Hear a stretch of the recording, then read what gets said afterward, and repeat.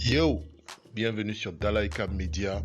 Aujourd'hui, nous allons voir ensemble le coup de cœur de Jay.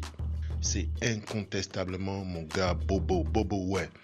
Le gars, en fait, il a tué tout au long de l'année. Il a tué avec les freestyles 1.0, 2.0, 3.0, 4.0, 5.0. Et la particularité, c'est que c'est toujours des freestyles créatifs.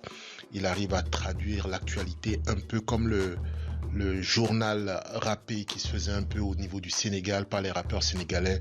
Il y avait toujours l'actualité, ce qui faisait le buzz. Il arrive à le traduire, c'était toujours punchy et tout. Il y a eu plein de singles qui en réalité étaient des gros singles mais qui ont été pris comme des singles underground jusqu'à la révélation, le tube. Tu savais, en fait, dans la carrière d'un artiste, il y a toujours le gros tube qui te porte et pour Bobo, c'était La Rue.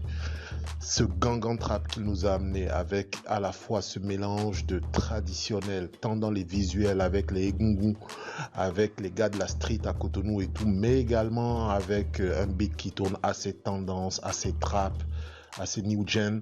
C'était vraiment fort et je pense que ce soit au Bénin qu'à l'étranger, ça a été unanimement salué. Plus de 200 000 vues pour un jeune artiste qui, il y a encore, on va le dire, un an, était relativement inconnu sur la scène nationale. C'est bon à noter. Alors, qu'est-ce que je prévois pour Bobo? Déjà, pouvoir se renouveler, pouvoir continuer à surprendre le public, ne pas se cantonner dans effectivement ces freestyles à la pouvoir être créatif. Ensuite, les feats. Je suis surpris que au niveau de tout ce qui est artiste majeur de la scène cette année, personne n'ait encore pensé à faire un gros feat. Peut-être que c'est l'artiste qui ne veut pas, je ne sais pas. Mais en tout cas, c'est vraiment l'occasion de lui donner un peu plus de visibilité avec des gros artistes, que ce soit les artistes de Blue Diamond, donc Fanico, Zé ou Manzor qui monte très fort aussi. Et de l'autre côté, vous avez également des gars comme Ma Man, Vano Baby, ainsi de suite, Togbe. Donc il y a quand même pas mal de gens sur la scène urbaine béninoise, on va dire la scène hip-hop, que la scène afro, que la scène en réalité variette.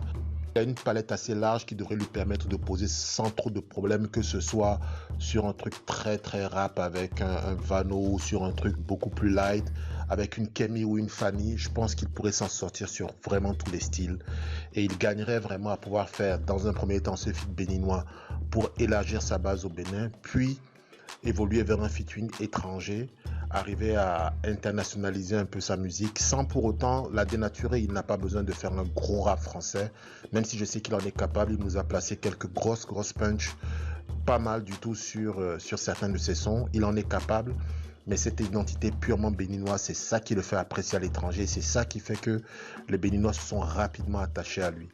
Donc le featuring national, le featuring inter, se renouveler, monter très rapidement une équipe. Je sais qu'il doit en avoir une parce que jusqu'à maintenant la carrière est très bien menée, c'est très bien pensé, la stratégie, des freestyles, puis des vidéos qui commencent à venir. Maintenant il faut conclure parce que depuis La Rue, peu sur notre fin, donc on attend le prochain gros son, le prochain gros tube de Bobo et j'espère que ce sera l'artiste vraiment qui va tout rafler en 2021. Il a de la concurrence parce que face à lui, même si c'est pas trop le même genre, on a un gars comme Manzor, big up à Manzor qui monte très fort.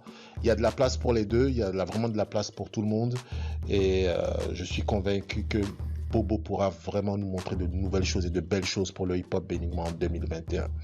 Voilà, c'était le coup de cœur de Jay Killa. On se tient au courant. À très vite. Bless!